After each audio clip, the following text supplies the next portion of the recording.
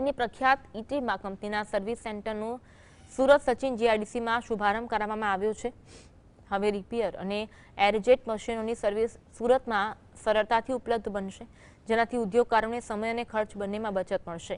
કાપડ ઉદ્યોગમાં અગ્રેસર સુરત માટે આ સર્વિસ સેન્ટર એક મહત્વપૂર્ણ પગલું ગણાઈ રહ્યું છે।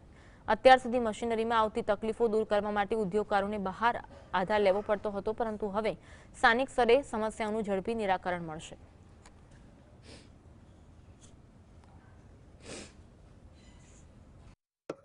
जो हमारा मेन मार्केट है उसके लिए हम सर्विस स्पेयर पार्ट्स और रिपेयरिंग सेंटर का ओपनिंग कर रहे हैं।